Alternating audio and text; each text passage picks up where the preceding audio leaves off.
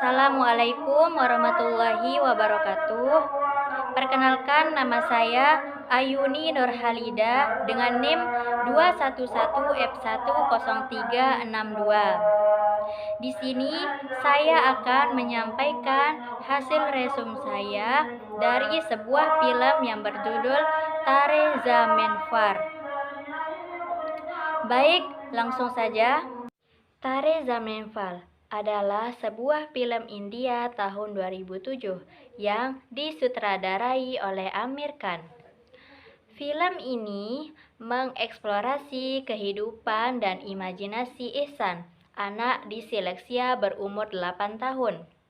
Meskipun dia unggul dalam seni, tetapi kinerja akademisnya sangat parah sehingga orang tuanya mengirim Ihsan ke asrama. Dari sekian guru yang mengajar Ihsan, tak ada satupun yang menyadari bahwa anak ini mempunyai kelainan dalam belajar.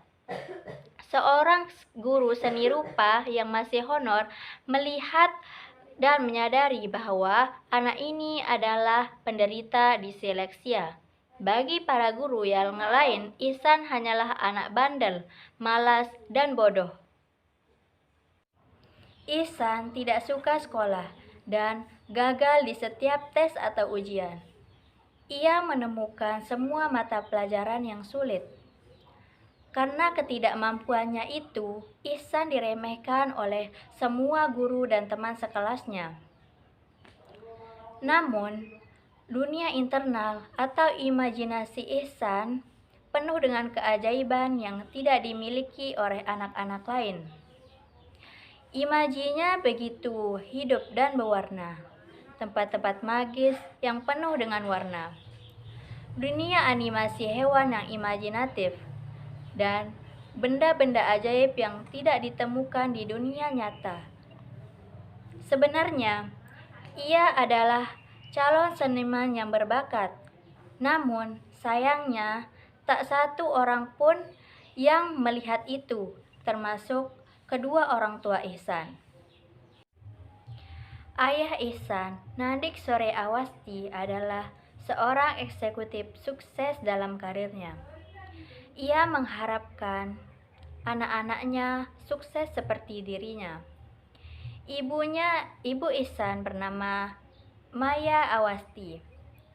Ia seorang perempuan yang meninggalkan karirnya demi keluarga, khususnya untuk kedua buah hatinya.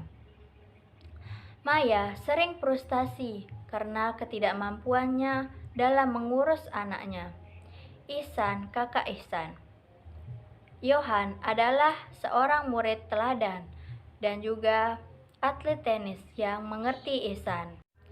Setelah menerima laporan akademik semester pertama di kelas 3 SD yang sangat buruk, orang tua Ihsan mengirimnya ke sebuah sekolah berasrama dengan harapan agar anak ini bisa lebih disiplin dan fokus dalam belajar, serta tidak malas atau bandel lagi. Di sekolah asrama tersebut, Ihsan tenggelam dalam ketakutan dan depresi karena jauh dari keluarga, tidak punya teman, dan takut menghadapi sekolah yang disiplin dan tanpa ampun. Namun, ada salah satu anak yang bernama Rajan Damodharan, seorang anak cacat memakai kursi roda yang mau berteman dengan Ihsan. Karena kesepian dan depresinya yang mendalam, ia bahkan memikirkan untuk bunuh diri dengan tujuan terjun dari balkon. Di asrama barunya, Ihsan diperlakukan sama dengan di sekolah lamanya.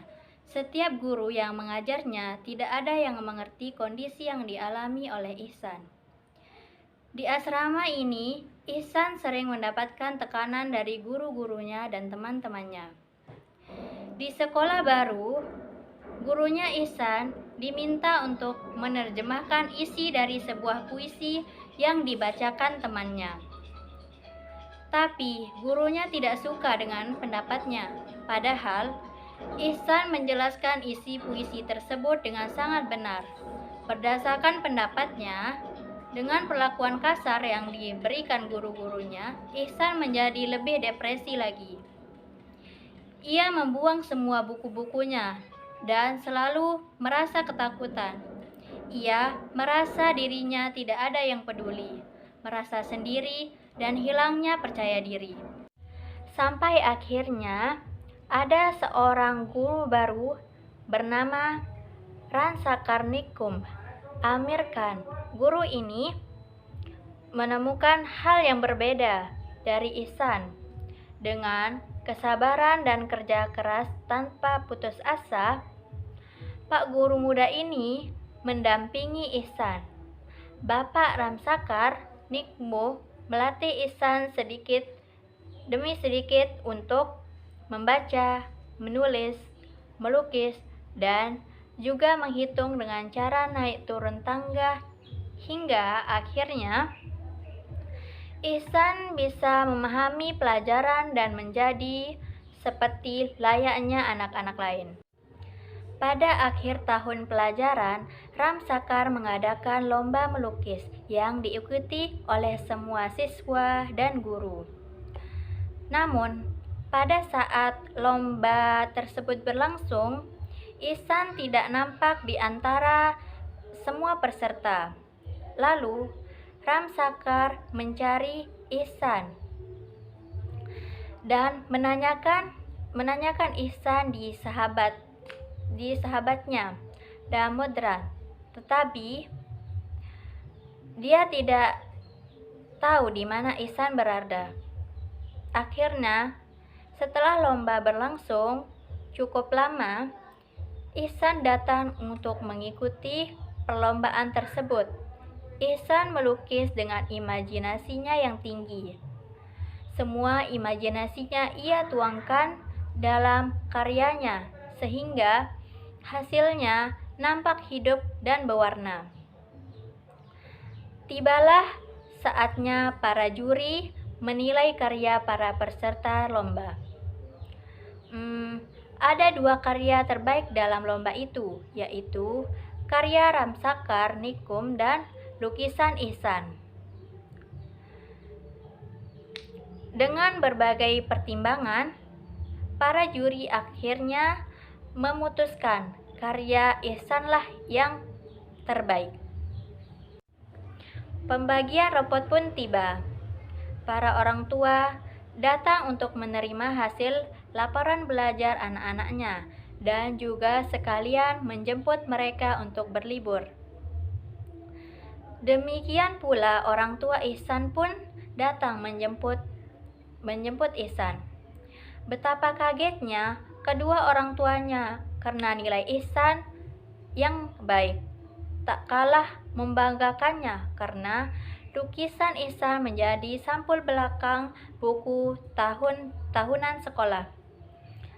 Sementara wajah Ihsan, lukisan karya Ramsakar Nikum, menjadi sampul depan. Tentu saja, keluarganya tak menyangka ini terjadi pada anaknya. Mereka sangat bangga akan prestasi Ihsan. Berkat kepedulian, kesabaran, dan ketelatenan, serta perhatian seorang guru, Ihsan akhirnya selamat dari kegelapan yang selama ini menyelimutinya. Kondisi Ihsan berubah ketika seorang guru seni baru, Ramsakar Nikum, yang ceria dan optimis di sekolah untuk anak-anak dengan gangguan perkembangan, bergabung dengan sekolah tersebut. Gaya mengajar Nikum sangat berbeda dari pendahuluannya yang tegas dan kasar, dan dia dengan cepat mengamati ketidakbahagiaan dan partisipasi apatis Ihsan di dalam kegiatan kelas. Dia meninjau karya Ihsan dan menyimpulkan bahwa kekurangan akademisnya menunjukkan disleksia, suatu kondisi yang menekan kemampuan artistiknya. Film ini bercerita tentang jatuh bangun hidup seorang Ihsan, anak berusia 8 tahun yang memiliki kesulitan belajar. Di usianya saat itu, Ihsan belum bisa menghafal angka maupun huruf dengan benar. Kemampuan akademisnya di sekolah sangat tertinggal dibandingkan dengan teman-teman sebayanya dan juga kakak kandungnya. Film ini menarik untuk disaksikan karena mengandung banyak pesan moral. Seluruh aktornya sangat menjiwai peran ini, sehingga membuat penontonnya hanyut dalam cerita. Sosok Ihsan memiliki karakter sebagai anak yang sulit mengikuti pembelajaran di kelas. Namun, selalu ceria, ekspresif, dan suka berimajinasi. Yohan, kakak Ihsan, memiliki karakter pintar, penurut, dan kalem. Ayahnya memiliki sifat sangat tegas dan kaku. Berbeda dengan sang ayah, sosok sang ibu berkarakter lemah lembut dan pengertian. Pak Nikum, guru Ihsan, digambarkan sebagai sosok yang peka, sabar, dan berjiwa sosial. Jadi, suatu pelajaran penting dan pesan moral yang bisa kita ambil dari film ini adalah setiap anak itu spesial dengan memiliki kemampuannya masing-masing. Sebagai orang tua atau bahkan guru di sekolah, kita tidak bisa memarahi mereka begitu saja ketika melakukan kesalahan. Ihsan Awasti tidak melakukan kesalahan dalam hal pendidikan. Ia hanya tidak tahu tentang huruf dan angka karena mengidap disleksia.